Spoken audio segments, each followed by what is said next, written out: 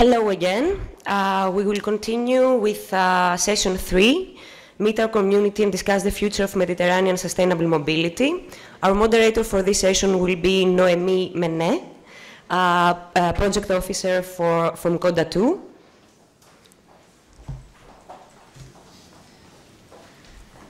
Thank you. Hello, everyone. We will be in this session presenting the community of the urban transport and presenting the projects and the outcomes and also some of the municipalities taking place present during this mentoring and presenting the actions. So first we will have a short presentation by Emilia Stoduto, working for the Mediterranean Universities Union. She's in charge of international project and networking. She will present so a bit the mentoring process and the different steps of it. And then we will have 3 sections. So one per theme. So one on active modes of transport, one on planning, and one on big data. And then we will have each time the presentation by a mentor expert that facilitated the mentoring processes between cities. And then we will have short presentations, I'm afraid, by the different municipalities taking place. And then at the end we will have a short Q&A session, and then we'll move on to the declaration. So please, Emilia, if you would. Thank you, Noémi, and good morning, everybody.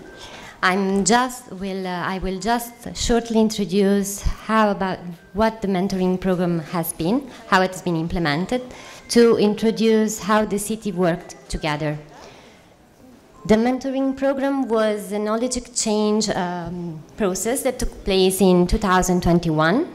He brought together pioneer cities that developed good practices in the framework of Interreg Fund project, and together with replicator cities which aspire to adapt these good practices in their own territories.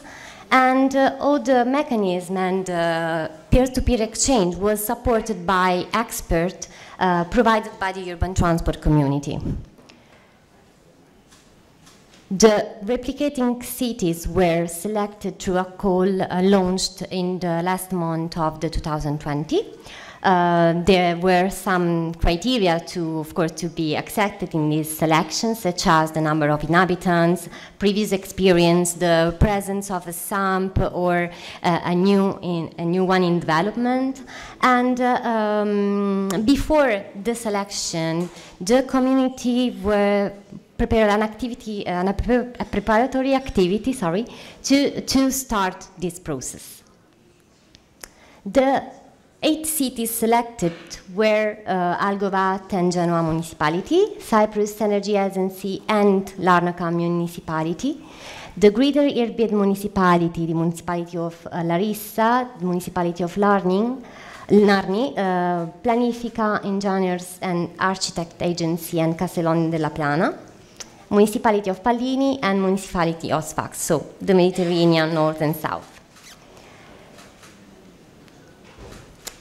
The replicating cities and the pioneer city, together with the expert, they worked on 3 particular topics. They were big data, and in this framework, the pioneers and replicating cities worked in parallel in 2 couples. So the Rimini and Misano Adriatic as pioneer cities supported Larissa Municipality, and Copper Municipality helped the implementation in Castellon della Plana through the agency Planifica. The second topic on which the mentoring program has been held has been soft mobility. In these cases, 3 couple of pioneer and replicator cities worked together with the expert, as said before. And in this case, Barcelona metropolitan area was the pioneer for both Pallini and Cyprus Energy Agency, for Pallini together with Treviso. The other couple working on this topic was Misano Adriatico as a pioneer city helping Sfax. Last topic was new planning approaches. Also in this case, 3 couple of cities worked together and in parallel. So the split Barcelona Municipal Service supported Genoa through the agency Algovat. For the second case, we had Aristotle University of Thessaloniki and Major Development Agency Thessaloniki to support Greater Irbid Municipality. And the last couple was Retimno and Treviso as pioneer cities supporting Narni. All the implementation was managed also together with study visit or call and stuff that were done meanwhile. And during the implementation, we produced some resources that can be useful for you, which such as the mentors interview and articles that were produced during and after the program implementation. All these resources are available on the project website. And that's all from my side. Let's meet the main actors. Thank you for your attention.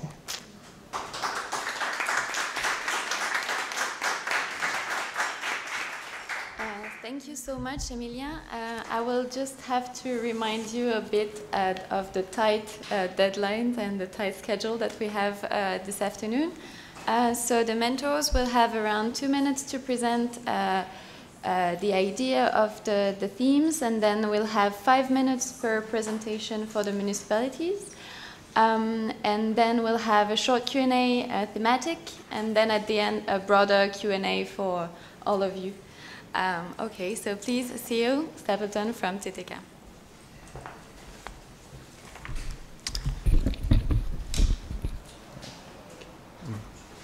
Hello everybody, and thank you for this introduction, which presents the mentoring program very well. I'll be animating the first topic of this third session on the subject of active modes. I'm Theo Stapleton. I participated in this mentoring program as the mentoring expert for the city of Sfax, here represented by Mr. Riadh Taieb, in its exchange with the city of Misano Adriatico in Italy. Active modes of transport, when we talk about them, we think about walking and cycling. It can also take into account skateboarding, scooters, or running. And it's an increasingly important theme and topic in the face of the environmental challenges which we have, especially with climate change. We talked about it this morning in the session. Quick reminder, half of all car journeys are generally less than 5 kilometers, and this is the case in most cities. So this shows the huge potential there is for modal shift from the car towards active modes.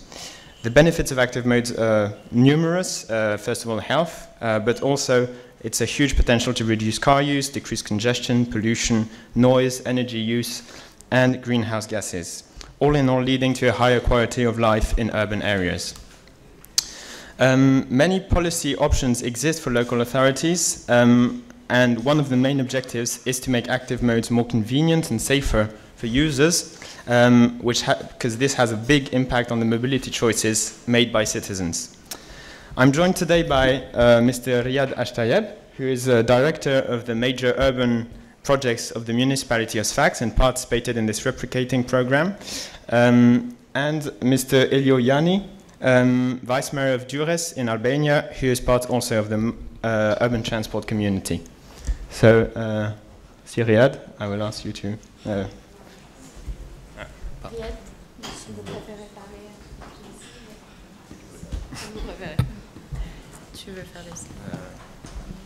Bonjour à toutes et à tous. Je vais parler en français, ma communication donc est en langue française. Je suis Riadh Taieb, directeur général à la municipalité de Sfax. La ville de Sfax, c'est la deuxième grande ville tunisienne après la capitale Tunis. C'est une ville millionnaire. C'est une ville, dans les années 2000, était parmi les villes les plus polluées en Tunisie. Et depuis 2002, avec MedCité, on a engagé une stratégie de développement du Grand Sfax. Et maintenant, Sfax est classé ville touristique. Donc, on est en train d'avancer dans le développement durable. Également, on a une bonne expérience au niveau de la transition énergétique. La ville elle travaille beaucoup sur l'efficacité énergétique et sur le développement des énergies renouvelables. Troisième point sur lequel on travaille depuis des dizaines d'années, c'est le transport, c'est la mobilité. Malheureusement, jusqu'à aujourd'hui, la ville de Sfax n'a pas un système de mobilité durable. Comme vous voyez, depuis l'indépendance de la Tunisie, Sfax a connu 3 périodes. La première période qui date des années 60 jusqu'au milieu des années 80, c'était un système de transport durable. Vous voyez la répartition modale, à peu près 44% transport collectif de haut niveau, 35% mode deux roues. Deux roues, c'est mobilette plus vélo. Les deux, c'est pas seulement vélo. 35%, vous voyez, c'est quand même le tiers, plus que le tiers. Et la voiture n'occupe que 21% de la répartition modale. Donc, Sfax, à cette époque, était classé 3e au niveau mondial, au niveau de nombre de vélos par ménage. Donc, vous voyez que Sfax, qui est une ville plate, a cet avantage d'utiliser beaucoup le vélo et également d'utiliser la marche à pied. Vous allez voir que pendant un tiers de siècle, depuis l'arrivée de Zine Labidine Ben Ali, donc en 1987, on a commencé à donner plus d'importance à la voiture particulière et on a réduit un peu les investissements pour les transports collectifs. Vous voyez, la répartition, elle a commencé de changer. Le transport collectif qui était 44% est descendu à 21%, puis à 17% seulement, actuellement. Les deux roues, même chose. Vous voyez qu'il passe de 35%, puisque le tiers, à 15%, maintenant 13%. Dans les 13%, comme j'ai dit, c'est les vélos et les motocycles, c'est les motos. Si on prend seulement le vélo, c'est 1%. Donc 1% seulement au niveau de l'ensemble des déplacements sont réalisés par le vélo. Par contre, vous voyez la voiture particulière qui a connu une ascension extraordinaire, qui passe de 21% à 70%, maintenant 72%. Donc, vous voyez que nous sommes dans une situation où la mobilité n'est pas durable. La ville de Sfax, depuis quelques années, a commencé à réfléchir comment faire cette transition d'un système de transport non durable vers un système de mobilité durable. La première chose, c'était d'engager un plan de déplacement urbain. Parmi les orientations, c'est d'encourager les transports collectifs et surtout la mobilité active. Et le deuxième point, c'est l'assistance de la ville de Misano dans le cadre d'un mentorat réalisé par CODATU. Et je vais vous donner les résultats de ce travail de collaboration entre deux villes, une ville du sud et une ville du nord, Sfax et Misano. Donc l'échange d'expériences était fait sur la base d'échanges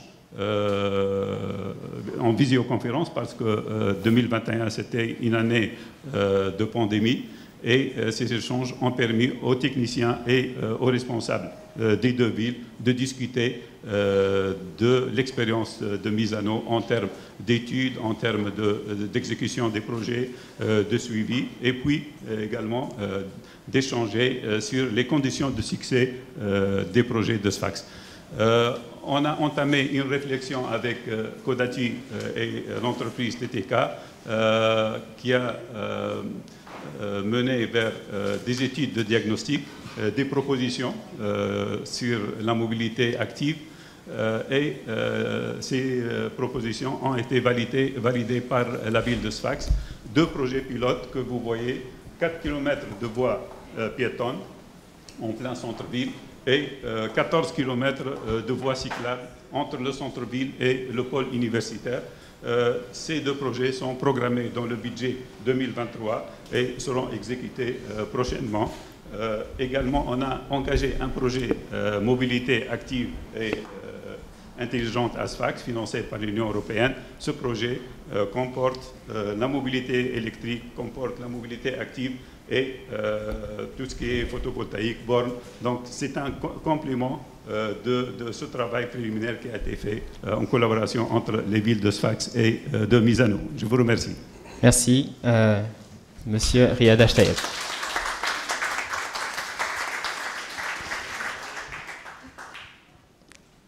Hello everybody, I am Elio Jani, Vice Mayor of Municipality of Durres.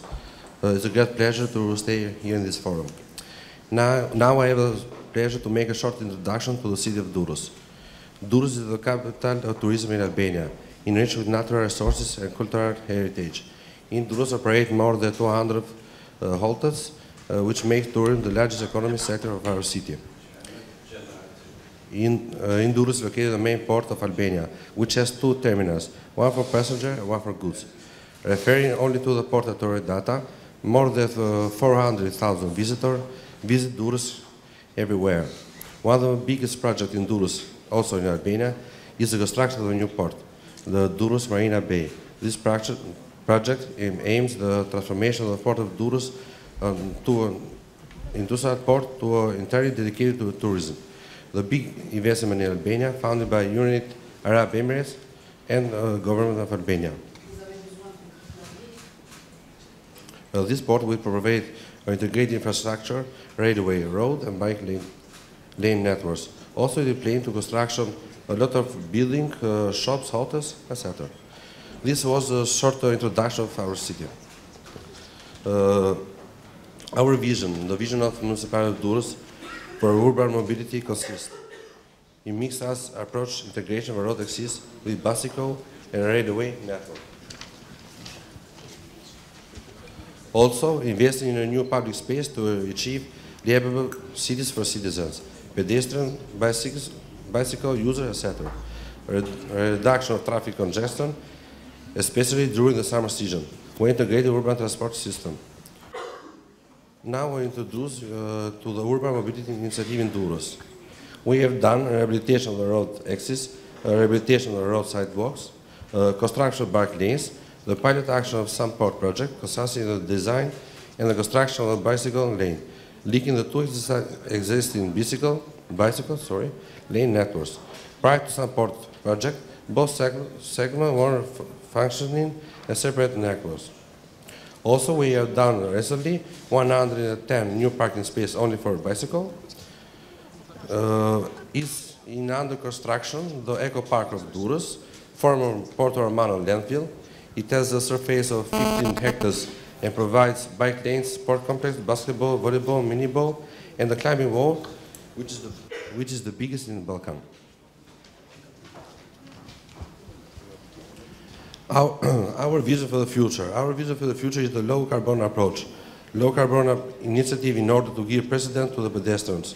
It's very important raising awareness among citizens to encourage to use the bicycle, electric vehicles, scooter, etc. We have in our city a few electrical taxi, 5, and several electrical charge points free. This is from the municipality. Finally, I may conclude that this forum may serve as open opportunity for all cities to establish a strengthened regional collaboration, not only on mobility issues, but also on other policy areas of common interest, such as economy, tourism, culture, etc. Thank you all.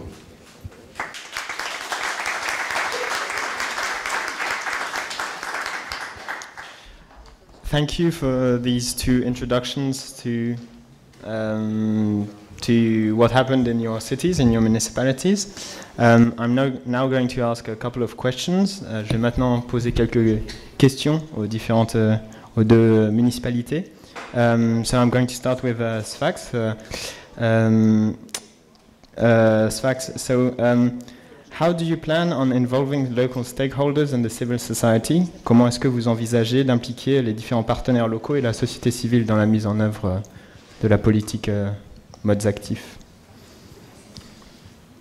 Merci beaucoup. Tout le processus qui a été mené au niveau de l'élaboration du plan de déplacement urbain, mais également au niveau de la réflexion sur la mobilité active, a été fait d'une manière participative. Ça veut dire qu'on a engagé au niveau de la ville de Sfax l'université, tous les acteurs publics, les acteurs privés et également la société civile. Donc c'est un travail collaboratif. D'ailleurs, tous les projets qui ont été retenus, et on a retenu même des projets pilotes en collaboration avec l'ensemble des partenaires qui ont assisté avec nous dans les échanges avec Misano par visioconférence puisque c'était accessible. Donc c'est ça, mais on a aussi d'autres projets. On travaille sur la communication, sur la continuité et ça sera toujours un travail qui implique tous les acteurs de la ville sans exception. Merci. Thank you for this first answer. My next question is for Durres. What local challenges had to be addressed in developing active modes in Durres? Oh.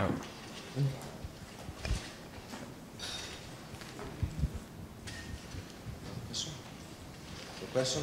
I don't hear. The question. Sorry. What local challenges had to be addressed in developing active modes in Durres? Yes, I think in Durres, two are the most challenging for us. One is the active mobility culture in the city, because it's a little bit difficult now, a little bit for Albania to improve the people to use electrical car, electrical bicycle, etc., etc.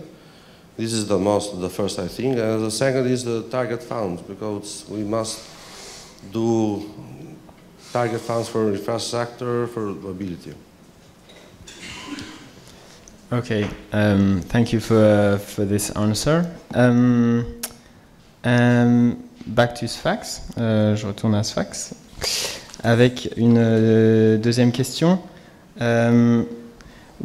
D'abord en anglais, ensuite en français. What are the biggest challenges for Sfax in the implementation of active modes, and how do you plan on addressing them? Quels sont les plus grands défis pour la municipalité de Sfax dans la mise en œuvre des modes actifs et comment comptez-vous les relever? Merci beaucoup. Je suis tout à fait d'accord avec mon collègue. Le grand défi, c'est le changement de comportement. Il y a maintenant un potentiel très important au niveau de la ville de Sfax, au niveau des habitants de la ville de Sfax, pour développer le vélo et la marche. Surtout le vélo, parce que jusqu'à aujourd'hui, les familles sfaxiennes disposent de vélos, mais pour des déplacements très courts au niveau du quartier. Le problème, c'est l'insécurité.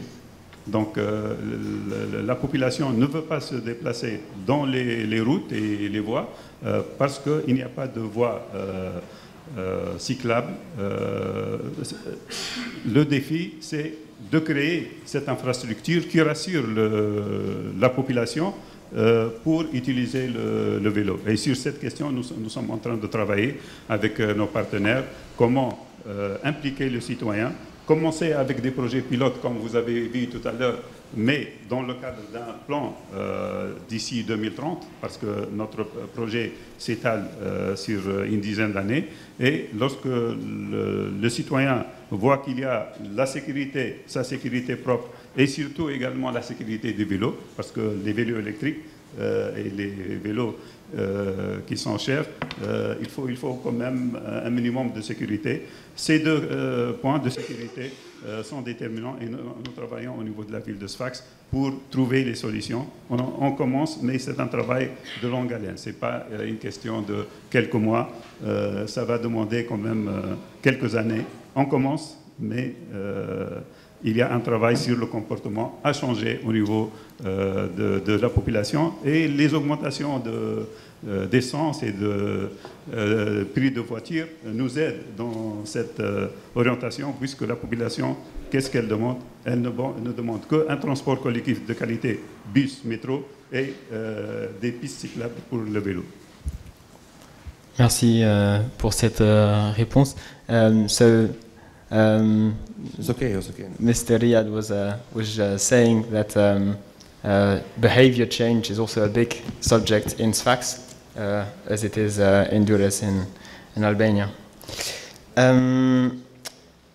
What are the main benefits for Durres of having joined the urban transport community? Can you tell us a bit more about this implication?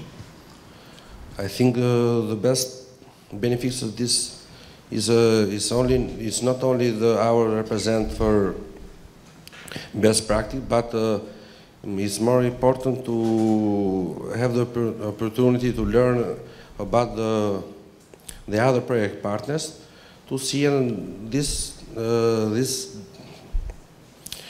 implement it in our city. This is very good for us. And are there things you have learned from other cities? What experience? Yeah, yes, of course. Our main concern is the electrical car, bicycle, etc., etc. And now, in these days, we have learned a lot about this. Mm-hmm. I think we do something. Okay.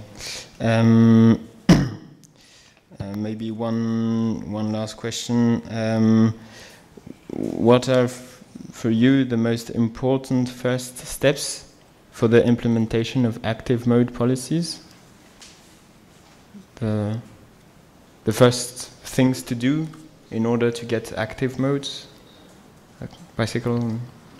No? Yes. This forum was very helpful for us. I think when we come in our city, we discuss a lot of things that we learn here. Okay. Do we have any? No. Okay. Well, thank you very much. Merci beaucoup pour cet échange intéressant sur ces thématiques. Oh, sorry. Thank you very much for this discussion on active modes, which is an important subject. And can be developed in many Mediterranean cities. I give the microphone back to Noémi. Thank you. Thank you, Theo. Thank you to you both. Then we'll go on to the Sustainable Mobility Planning Plan. So David Moncholi Ibadillo is the Director for Transport and Mobility at IDEM.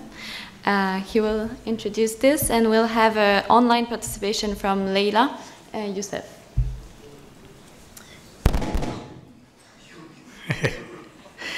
This was made on purpose, just to wake up people after lunch. Well, this sustainable mobility planning, the subject of this part of the project, is a little bit wider than the previous one, active modes, because actually active mode mobility is a part of the sustainable mobility.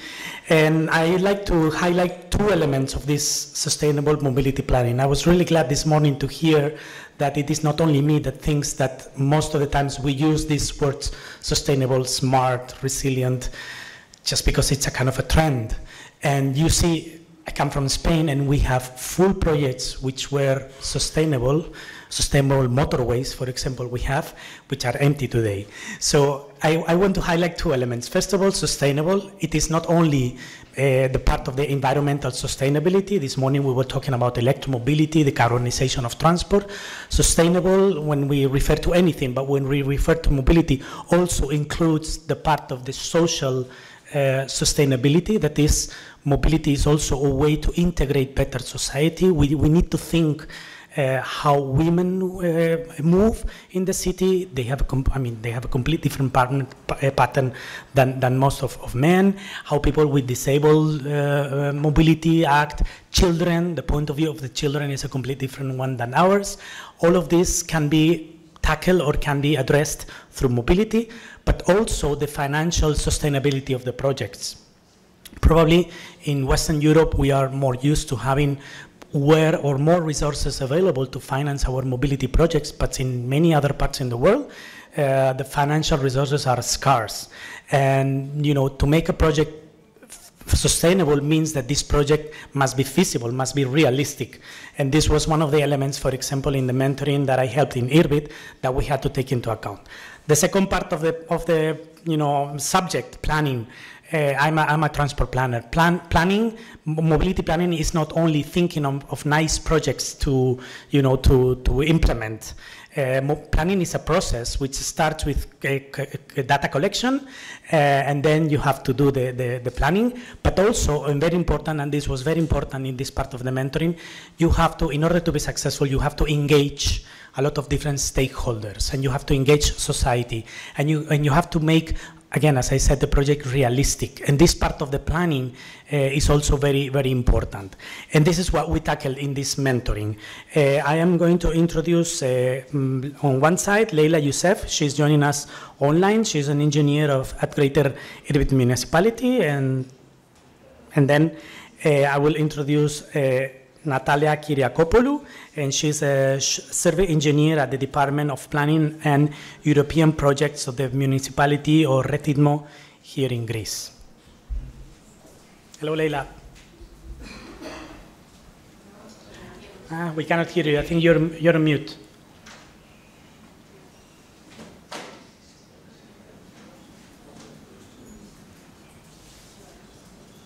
Can we unmute her?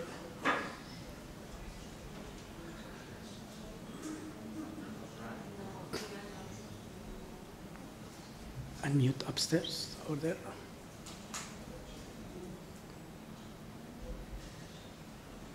Now. Hello? Now, Leila, yes, now. Okay, thank you.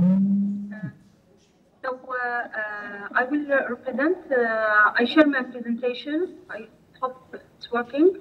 I will present the case of the project in Irbid Municipality.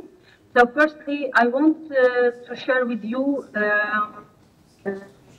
location. Irbid city is located in the north of Amman, approximately 80 kilometers north of Amman. It's composed by 23 districts, and the population living in this area is 1 million. We host almost 200 Syrian refugees. The total area of Irbid city is 360 square kilometers, and the zoned area is 135 square kilometers. To understand very well our intervention in this or our project in the context of Irbid city, it's very important to understand firstly that Irbid city is considered as the center of governorate at the regional level, and the city also have high urban activities concentration in a different sector like education. We have different university, as also health sector like hospital and high commercial concentration. All those urban activities don't work just at the level of the city, but they are working at the level of surrounding cities. The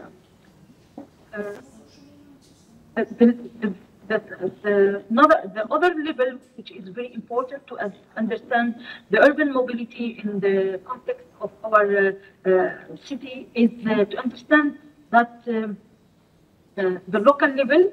So we have different bus terminals and stops, and people move through different modes of transportation, as yellow taxi, as buses, as private car, as also taxi. So with this hierarchy of reflection to understand the movement of the citizen, we have to see that Irbid city as city witnesses daily threat from local community and the citizens surrounded our city. One of the corridors important in our urban fabric is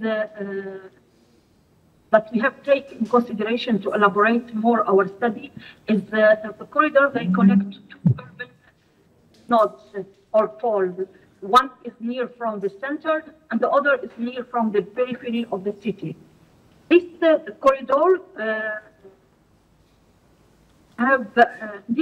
we have different area, is characteristic by different typology of buildings. So we have educative buildings like Yarmouk University, administrative building like the governorate office.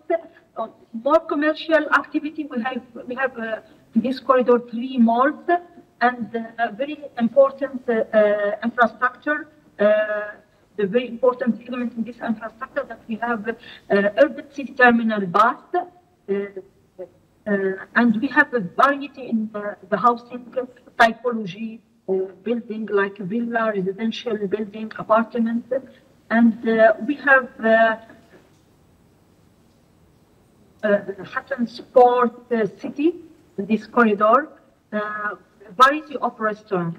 So within this corridor, we can say that it's very active and attractive linear corridor in this city. And this area also, in this area specifically, what we see increase in traffic congestion and more CO2 emission. What we have proposed and the proposal of the project came under this problematic of the high congestion, more specifically in this corridor. So for this, the proposal was to make design and planning for low carbon mobility scenario through public consultation in Irbid. So our project was under this idea. Within this idea, we have learned a lot of things. Firstly, to introduce the concept of low carbon mobility to the urban planning, to the planning of the city, to the master plan of the city, with a clear methodology of work based in GIS analysis and also based on the analysis of the work. We have, I think it was the first time that we use applications like 1, 2, 3 survey from GIS. We have the experience, the great experience to see the best practice with the Thessaloniki city Durres. We have different meetings, online meeting, workshop to understand very well the experience and to see how we can reflect some point, some idea or methodology of work available of our city. We have also to see through this experience other example of low carbon mobility solution to look at how exactly what means low carbon mobility solution, how we can adopt it at the level of the city.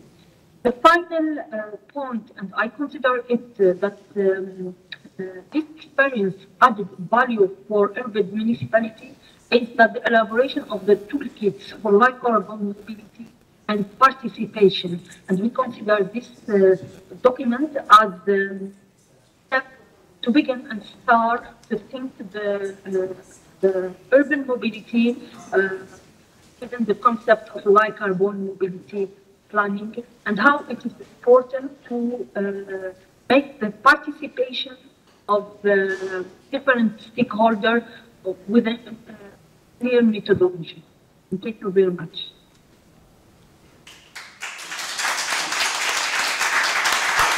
Thank you very much, Leila. And now, okay. Natalia. Okay, I prefer to do it here. Hello, everyone.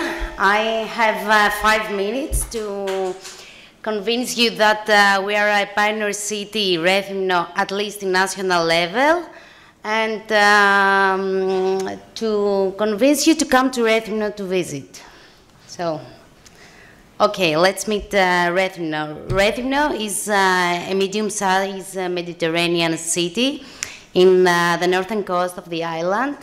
The main challenge for Riadh when we are talking about sustainable mobility is that we have 500,000 visitors annually and 1.5 million visitors on the day tours and cruises. So this is a very big challenge, as we have to design the city for both visitors and citizens. Over the last decade, the municipality started to build up an integrated approach to face this rising challenge of both mobility and tourism sector. Our vision is Riadh to be a sustainable, a Greek sustainable municipality model, and not only to remain a remarkable tourist destinations. Behind this, we are glad that we have a strong political commitment. We started with the electromobility in June 2018. We purchased an electric car employed by the Municipal Technical Services Department. It was funded by CIVTA's Destination Project. And then we have 3 double EV charging stations, all of them located in public space, free of charge. They were the first charging stations in regional level. And then we have the first electric bus registered in fleet in Greece. And it is a mini bus with a capacity of 23 people, fully accessible. It was in cooperation with the public transport operator. And then we attract an private investment, and it was successful for us to have a productive cooperation of a private and public sector. We launched the e-scooter sharing system operated by Lime with 300 e-scooters. The system was marked as highly accepted since we have 27,000 e-scooter rides during the first month. But then we have COVID, as you know. So all the sharing systems, it was a little problem. In August 2020, we have the first and the only one until now, a fast EV charging station in Crete. This EV charging station, the first one, it was under a reconstruction of a bioclimatic reconstruction of a very central square, the Agios Georgios Square, ERDF funding. In this reconstruction of the square, we offer to citizens and tourists a multi-mobility option. As in the square we have parking, we have EV chargers, we have a photovoltaic bike port, and a sharing and a bike sharing system. And in September 2020, we add to our fleet 20 e-bikes, e-scooters, and we spread it to all the municipality to cover the needs of the employees. And that was everything before the InCircle project. Riadh developed and is always focused on promotional campaign to encourage the uptake of sustainable transportation modes. A lot of awareness activities about electromobility have been held, especially at schools, and we also do a lot during the European Mobility Week every year. Then, under the InCircle project, we thought that we wanted to do something really easy in terms of transferability and also in terms of awareness of people about electromobility. So we wanted to combine electromobility and renewable energy sources. We installed 2 solar carports, one for 4 and one for 8 cars, in the city center. The one is in the main parking lot in the city center, and the other one is in the marina of Riadh. We installed 1 more EV charging station and 10 micromobility charging stations for e-bikes and e-scooters. The idea was to connect the photovoltaic carports to the national to electricity grid, so we have a net metering. Okay, yes. Behind the charging stations and the photovoltaic carports, we have the platforms to have all the necessary data about the production and the consuming. To summarize, it seems that everything that we do have progress in electromobility in Riadh. As you can see, the charging stations are double in less than 6 months. I'm sorry.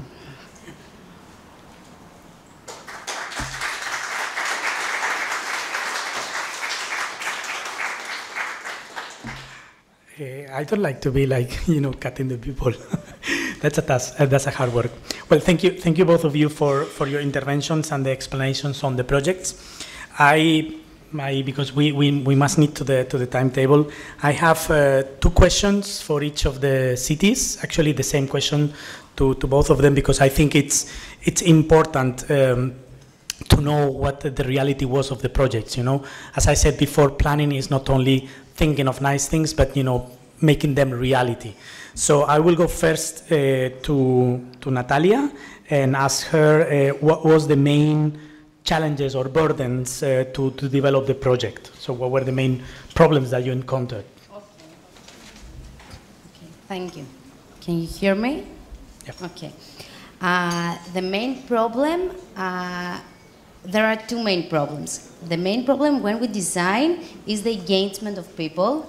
It's really difficult to convince them how their ideas can be incorporated in our action plans.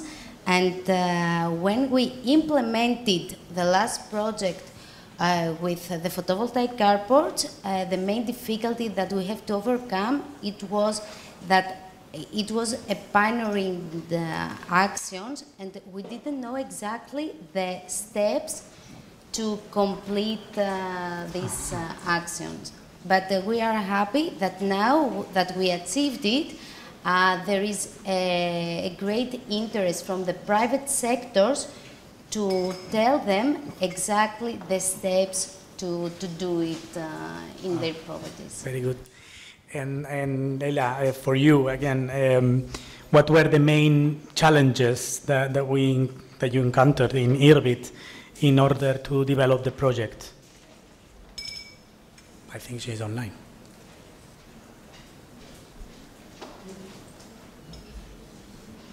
Is she online?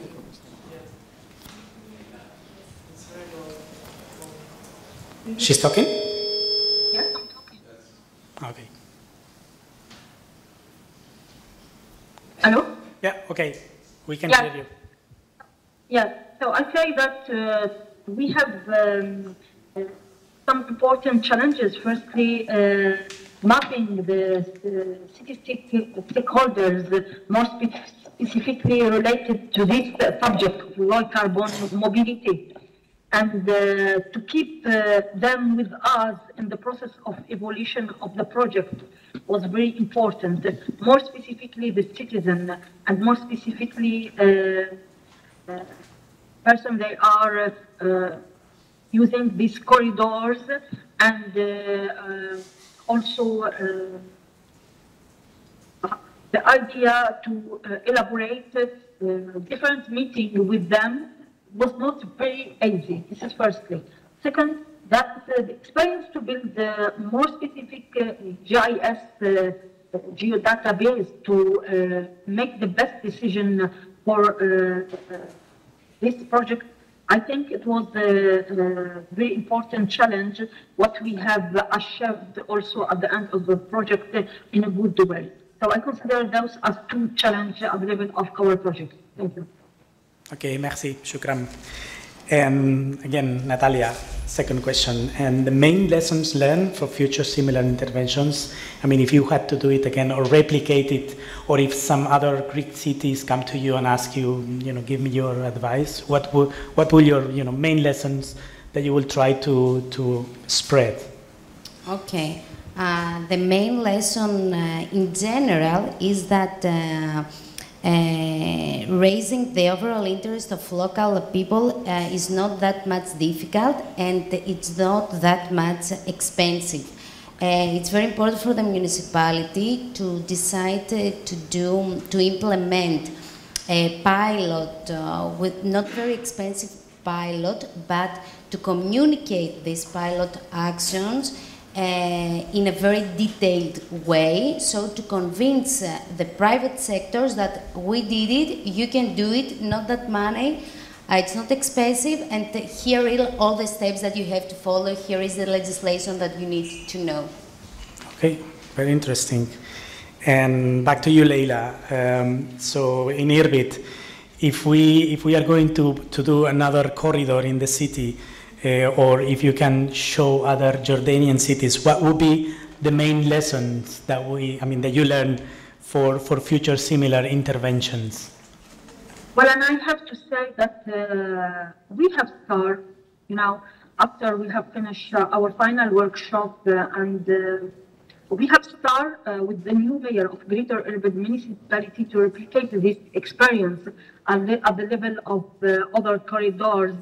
And firstly, we have started to elaborate thematic study concerning some corridors in our city, and we start to use what we have elaborated at the final document, the toolkits for low carbon mobility planning and participation. We have started to use this document as the reference, as a framework for a new work concerning our corridors.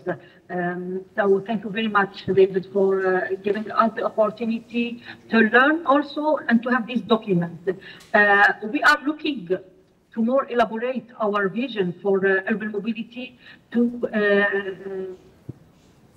have comprehensive master plan for urban mobility in our sustainable in our city, and to look at the different use like bicycle walkability, also the use of friendly mobility mode of transportation in our city. This is why we have conducted, for example, different contacts with the different international organizations to have support, more specifically finance, because I have forgot to say this also, a challenge. The finance issue is one of the challenges that the city faces to find solution for the question of urban mobility. So currently we have contacted different organization or to elaborate the master plan of the urban mobility master plan for our city. But we have started at the local level to use the toolkits to conduct replicate this study. And thank you very much. Shukran, Leila. Well, I think this is all that we had to comment in this part of the evening, of the afternoon, and I will give the floor again back. Thank you.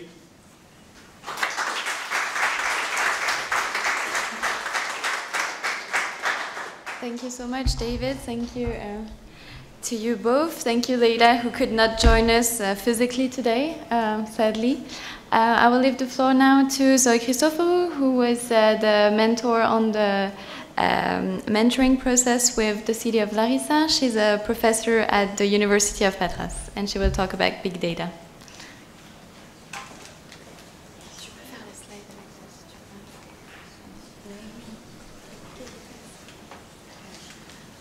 Good evening.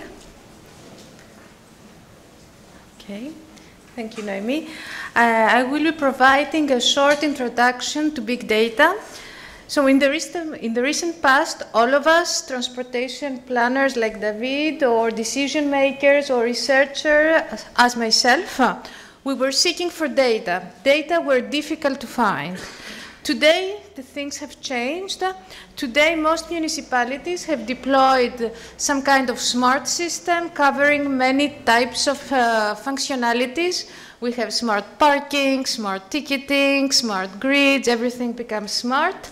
And all of these systems generate data. So the challenge today is not to find data, but how to make the best use of those data. How to digest data in order to produce, first of all, useful information for the citizens, and of course, insightful knowledge for decision makers. So the major issues that we encounter when handling big data are often summarized with what we call the 5 V's. The first V stands, of course, for volume, because computational capacity needed to handle all this data is enormous. The second V is for velocity, because those data change very quickly. If we need like 2 weeks to handle a data set, we may have the results we have may already be obsolete. So the second for velocity. The third for variety, because those data come from different sources, they have different structure, they are different in nature. The fourth V is for veracity, because before proceeding to any kind of analysis, it's crucial to verify, test and verify the quality and accuracy of those data. And the last V, and the most important one, stands for value. It's about how many insights can be gained from a specific data set. So today, we have the Municipality of Larissa has had the first experience with big data. And I will give the floor to the head of the European Project Department, Mrs. Nicolaidou, who will be presenting this experience. Mrs. Nicolaidou. Thank you, Zoe. If we can have the presentation, Noémi, thank you. So, a few things about our experience. At the time of the mentoring, Larissa was testing a pilot case of the pedestrian area monitoring system.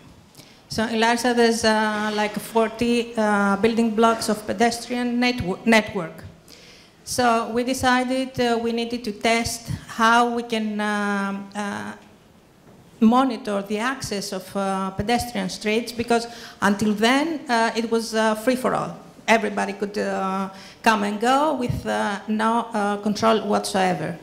So our first encounter with this pilot test happened almost at the same time with the mentoring session. So it was, for us, it was the first time we had the opportunity to discuss big data and how we can use them and how we can make the most of them for our project. With another city, we had already some experience and actually worked with data and produced results that they used for the next session, for their next event.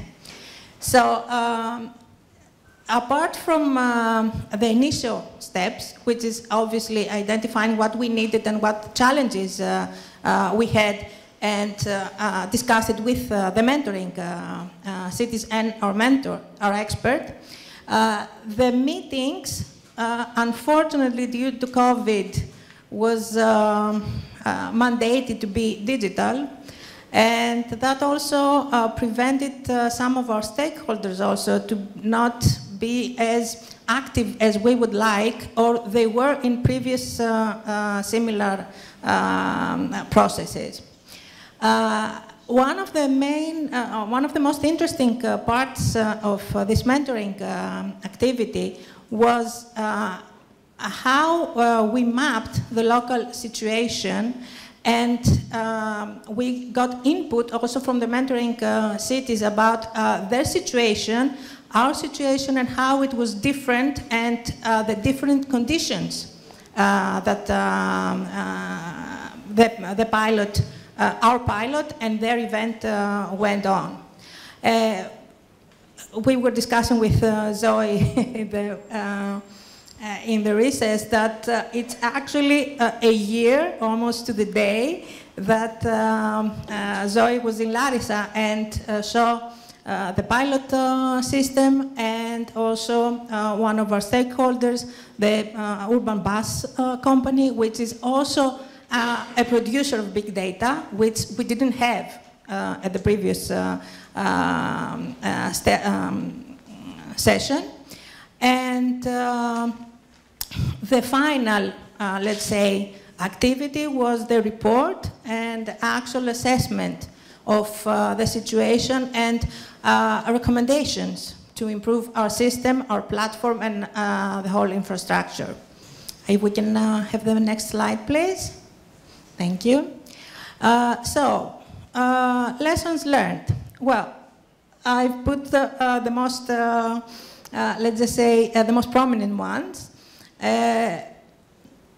One of the main things that we realized is how important data can be, but also how very challenging for cities, and especially for public authorities to, let's just say, tackle them, because public sector is not, doesn't have still a mentality of producing data per se, or actually how to manage them. Okay, there's no, there isn't the relevant staff. There's not the relevant infrastructure. It's very complicated. It's very expertise. So you need someone else to do it for you. So this is something that we realize that needs to be addressed in the future project.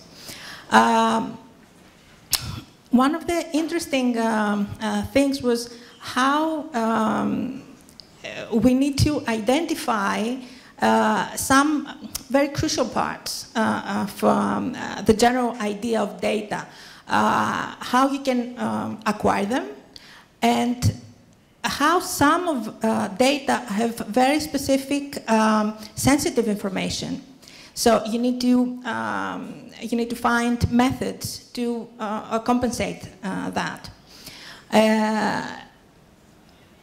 The main mentoring activities, which is also the main idea in every of our cooperation with cities, is how you can collaborate, and also the main, I think the main lesson is how you can bring your stakeholders into the discussion and have them realize that this collaboration is something that involves them, that is relevant to them, and not as spectators, but as actual participants in the discussion. And the last is how you can realize how important data is.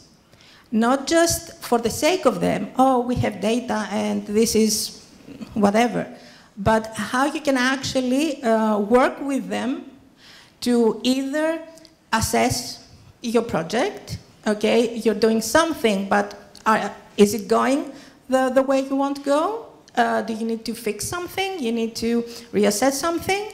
And also how you can use them, either the data themselves, or how you can build a database on a future project.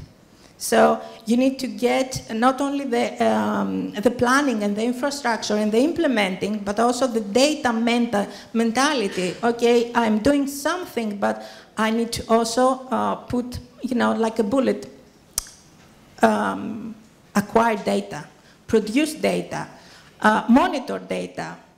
So you need to make something of them. Everything you do can provide data. We need to, as municipalities, we need to get this on our heads and say, because we will be data producers, and someone else will want our data. Okay? Of course, this is very important for decision makers, especially the politicians, because data will make them understand how everything works and how you can maybe make an intervention that will get the most out of your money, right? Because money is scarce, it's not easily, and you can convince someone else to give you money because you have the data to back your proposal. Okay, so thank you, this is for me.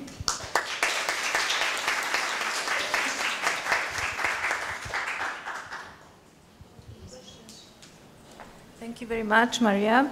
I have a first question. It's regarding the mentoring procedure. In our case, the pioneer city was Rimini in Italy. So we have Rimini, a very touristic city. We have Larissa, a smaller city. Finally, was the mentorship useful?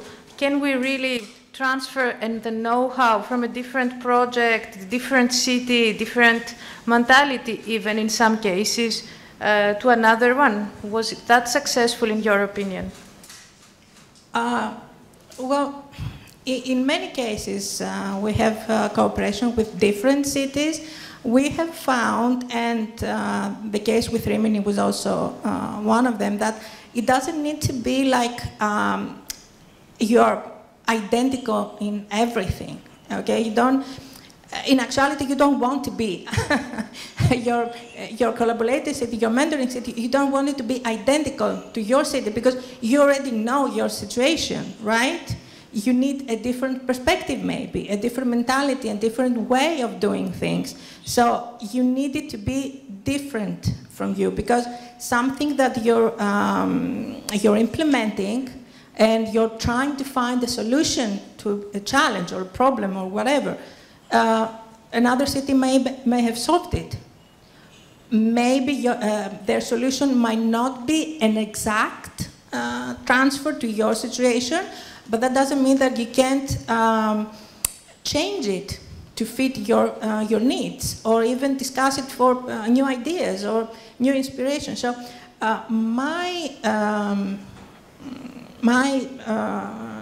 I believe that we shouldn't seek for similar or identical cities, not in profile or size or locality, but just people with ideas and a fresh perspective. That's.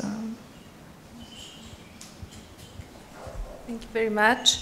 So I have a second question, if we have time, and if Noémi has no objection, I would like to address it to somebody in the public. We have in the public the Deputy Mayor in charge of technical works and operational planning, Mr. Sultis.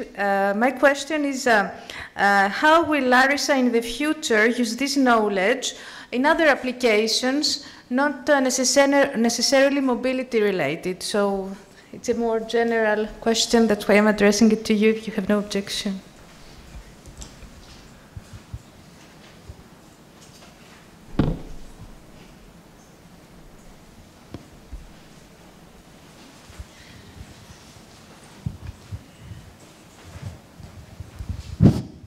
Λοιπόν, θα σου το πω στα ελληνικά, Ζωή.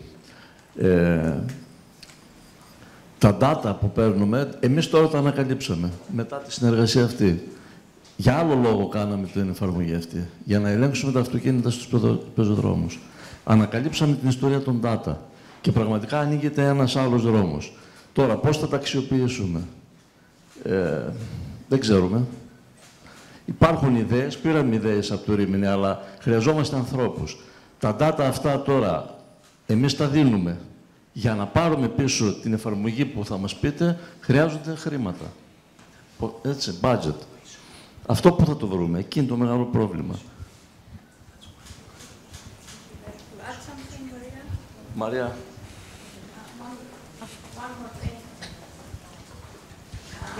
I would like to add one more thing to what the Deputy Mayor said, and you're going to say it. You always need to figure out what your other stakeholders are doing, also in the big data community. Okay, let's just say. One instance is the Urban Bus Company, which they have another set of data, different kind of data, but also taxis can also be another source of data. But each organization has their own, I will not say agenda, but maybe they don't realize how important the data is, or they don't care enough. So you need to make a case for their awareness of the importance of data. And budgeting is quite difficult. You know, it's not very easy to convince the finance people that, okay, you're going to give me money and I will buy something that is intangible. You know, I'm not going to buy a chair. You're going to see it. You're going to sit on it. You can see it. I'm going to buy something that it's in the cloud. You're never going to see it. And the only thing you're going to see is maybe a table with some numbers on it. And I'm going to show you the numbers and you're going to make a decision on it. And you're going to give me a lot of money for that. So it's not very easy when the mentality of data collection and data management and data monitoring isn't there. And there's no cause for data acquiring. So. Thank you very much. It's all about money after all, and data. Always. Okay. Thank you very much. Thank you, Noémi.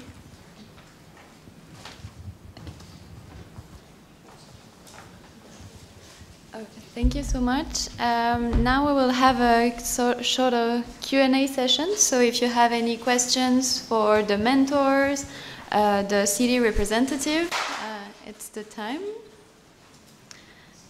Maybe if you want to learn, yes.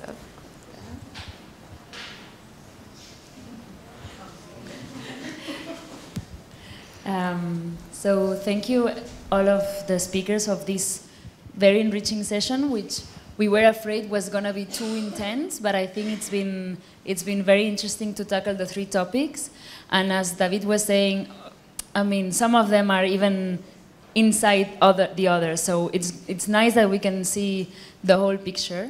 I had a couple of questions for any of the speakers. When we speak about transferring knowledge and innovating in policy and introducing new measures in how cities manage, in this case, sustainable mobility, at least for networks like MedCities, we always engage with the technicians, no? And we invite you to come to visiting studies, to trainings, and we put a lot of effort in training and transferring knowledge from other experiences to the technicians. But my question is, what is the, how do we engage and how do we transfer this knowledge to the political will? And if you think that is important, that the politicians back and support this, and how do you manage in your municipality as a technician to bring these new ideas to the decision-making level, in a way?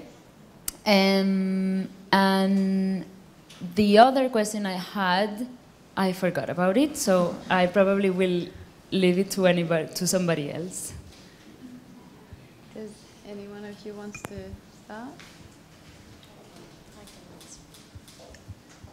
Thanks for the question. As a municipality that we run a lot of European projects, we strongly believe that politicians must be engaged in the project, have to participate in the meetings, in the stakeholder meetings, so they can see their own what we are doing, and not just to transfer the knowledge and what a European project is. What is difficult is in the mentoring process and in the European project is the different legislation. We face it in many times. Is the different legislation among the countries. Something that it is very easy to do in Italy, probably in Greece it's impossible. Or something that is really innovative in another country and we want to do it, we cannot do it. I want to say something also related to this about the big data.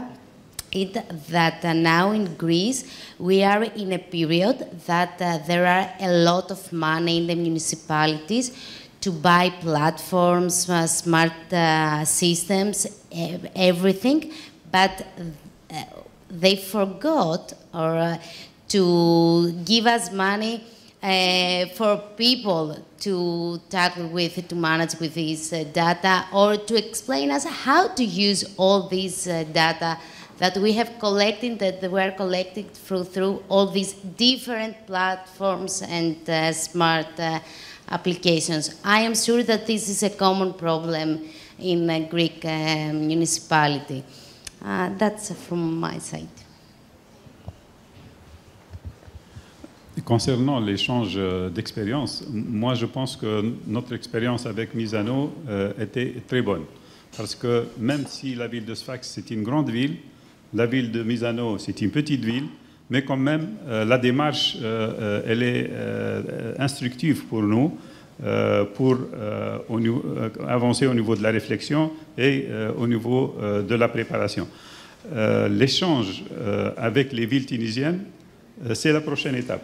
Nous avons des villes qui s'intéressent à la mobilité active, comme la ville de Mahdia, comme la ville de Kérouan, comme la ville de Nabel. La mairesse, elle est avec nous. Donc, le succès de Sfax sera transféré aux autres villes au niveau national. Et au niveau international, nous avons le réseau CODATU, le réseau Medcité. Donc, il y a des réseaux où on peut échanger, que ce soit nord-sud ou même sud-sud, puisque nos amis de l'Afrique du Nord ou même de l'Orient, on a également des échanges à faire sur cette question.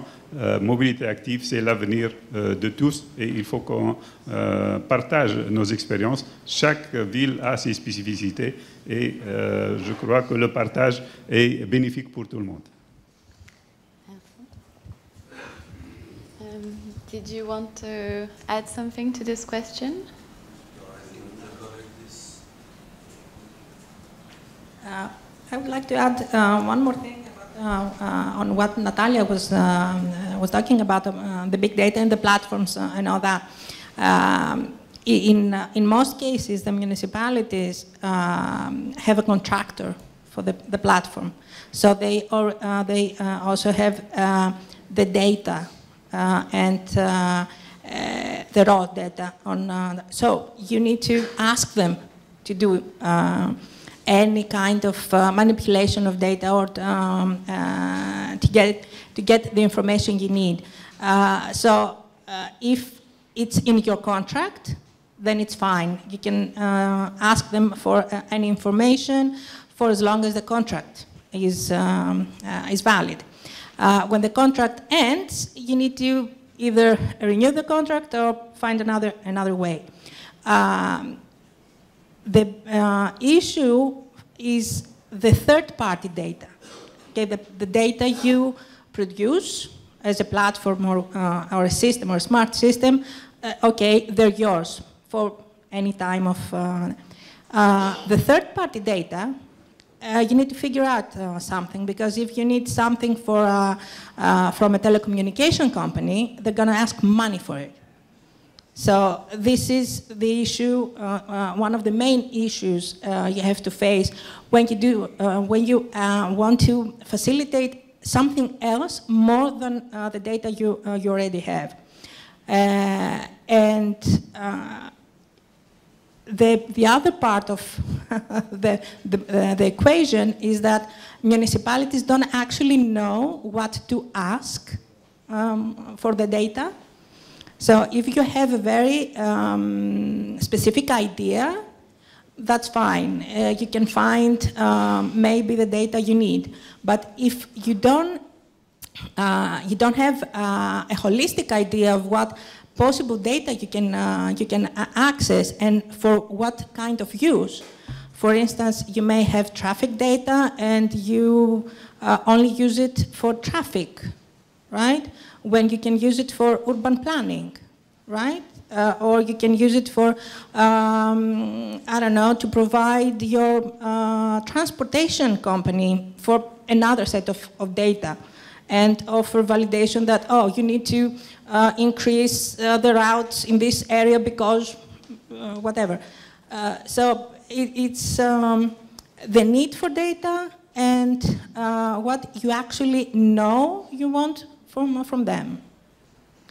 So you would say that it was helpful to have a mentor also helping you framing the questions, and that was helpful in this way as well? Yes, yes, because they gave us a wider context we weren't aware of, and it changed the way we were thinking about data. So it was extremely helpful for us.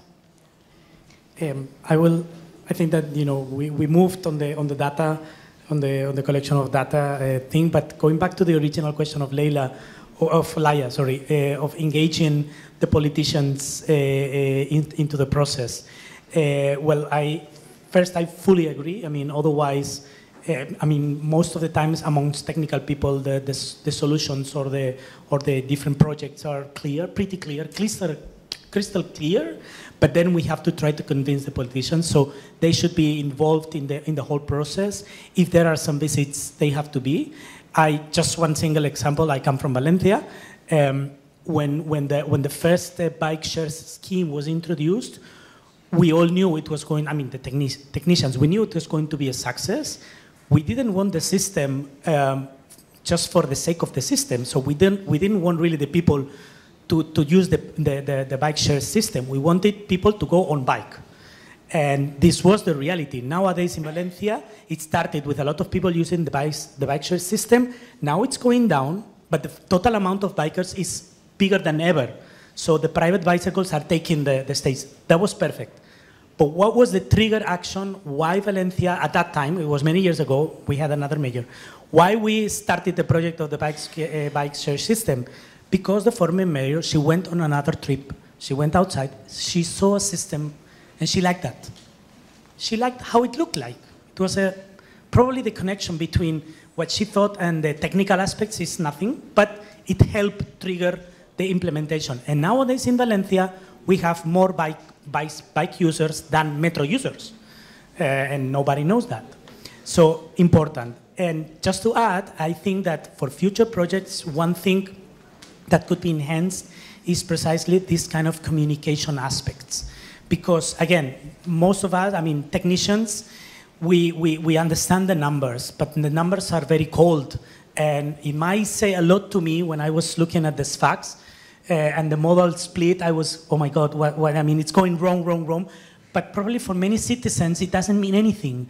But for the mayor, probably even nothing. So we have to invest a little bit more in trying to engage more stakeholders in the process of communicating the right ideas with the right amount of information, with the right amount of technical levels, etc., so that, from the technical, we can reach up the public and the ones who have to make the decision.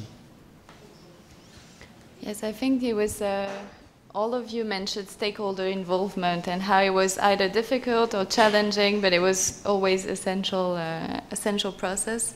What you were saying as well about the former mayor of Valencia was also on the importance of visiting and importance of going to different places. And sadly, there were a lot of site visits that were supposed to take place during this mentoring program, and that could not. But it seems like it was still fruitful to talk to different cities and have different experience, despite the fact that they were quite different. As you were saying, for you it was a good point that the cities, the pioneer city was different from yours. Okay, do we have one last question? Audio, yes.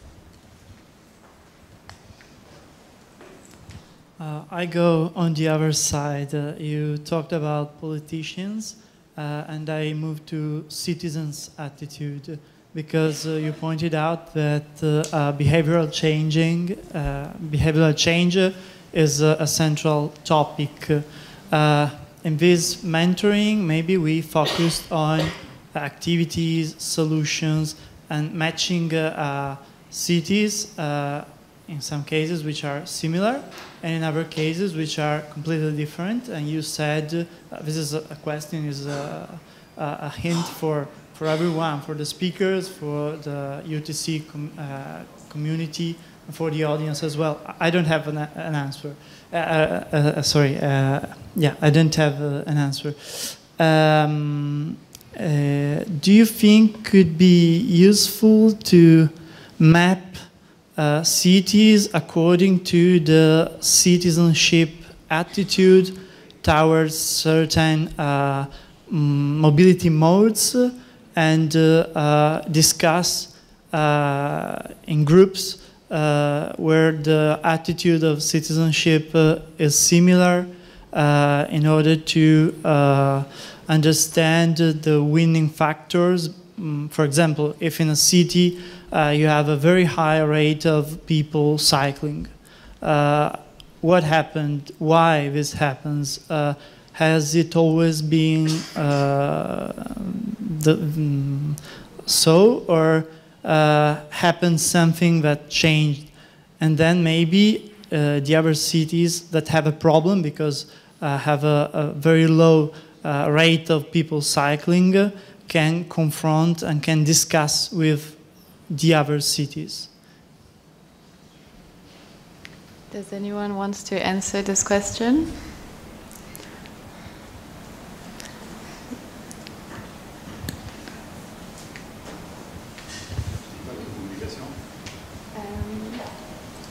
Plutôt est-ce qu'il faudrait mettre ensemble des villes qui ont des profils très différents en lien avec une mode, et de voir quels facteurs ont marché dans une ville et qui pourraient marcher dans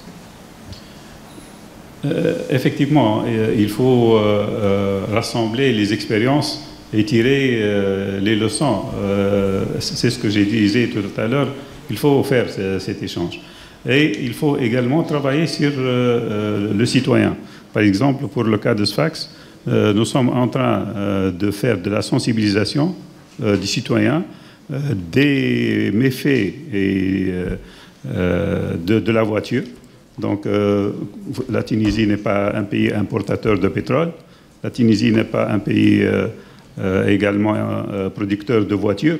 Donc, nous sommes en train de payer en devise tout ça, avec tout ce qui est problèmes de santé, problèmes de l'environnement. On le fait à travers les manifestations, à travers la radio locale. Donc on travaille sur ça, et en parallèle, on travaille sur les bienfaits de la mobilité active, que ce soit la marche à pied ou le vélo, pour la santé, également pour l'environnement, pour l'économie d'énergie. Il y a un travail qui se fait au niveau des villes, mais il faut la persévérance. Par exemple, on a organisé le 25 septembre une journée ville sans voiture dans la ville de Sfax. Et on a vu qu'il y a certains, surtout les automobilistes, qui n'étaient pas contents, mais les autres étaient très contents et ils voulaient refaire cette expérience chaque mois. Donc il y a un travail à faire au niveau des citoyens qui sont pour les modes de mobilité urbaine.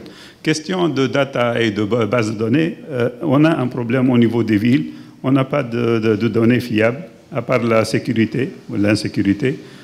Donc, au niveau de la ville de Sfax, on est en train de penser à la mise en place d'un observatoire de la mobilité, justement pour avoir le maximum d'informations, ça pour la ville, mais aussi pour la recherche scientifique, puisque c'est une ville universitaire.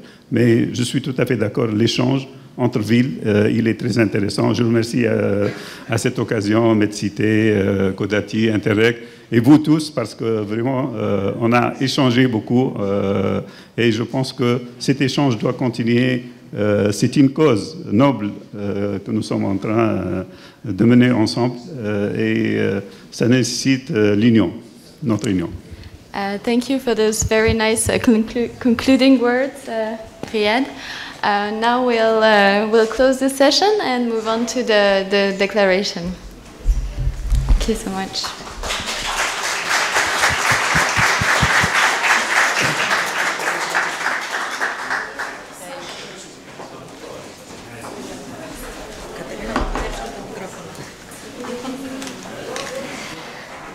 Now we will proceed with the presentation of the UTC declaration and the closing ceremony.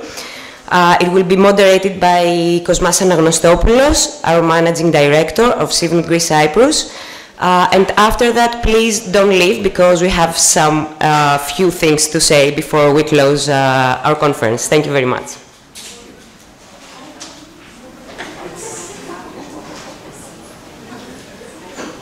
So now it's the time we were all waiting for. Not the site visit and the dinner yet, but to discuss about the major political achievement of this community, which is, of course, the declaration promoting sustainable mobility in the Mediterranean area. So now I want one volunteer. I want you.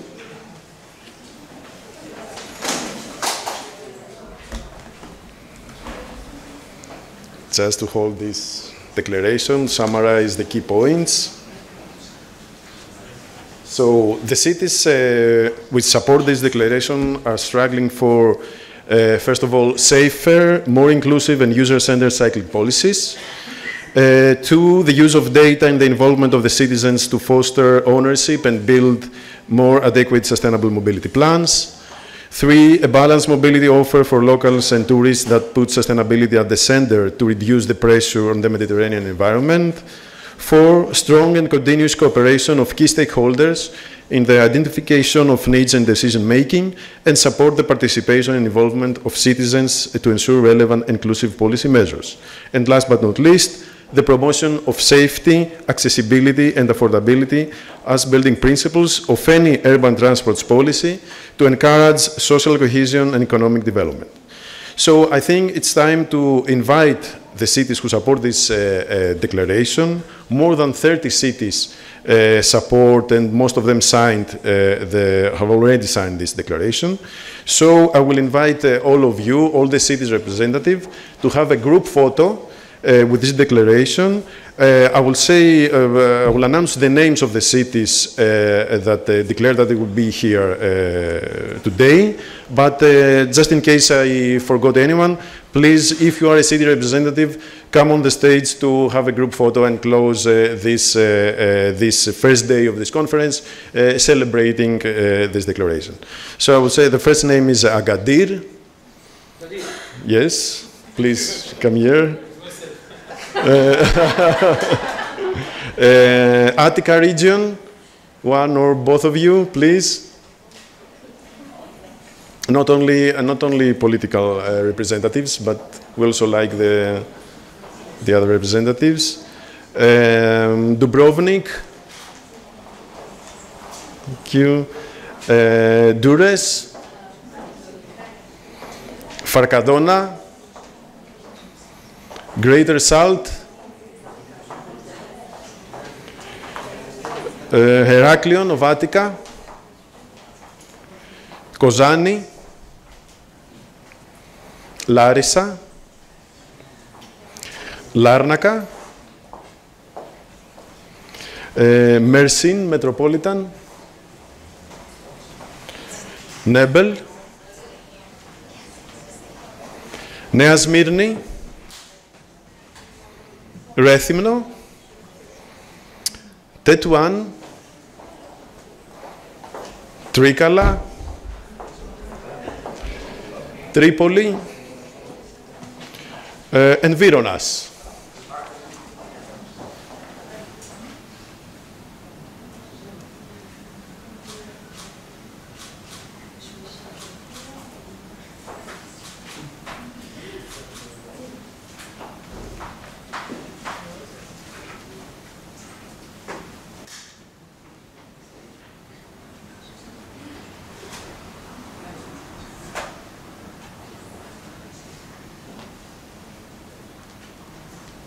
Thank you very much.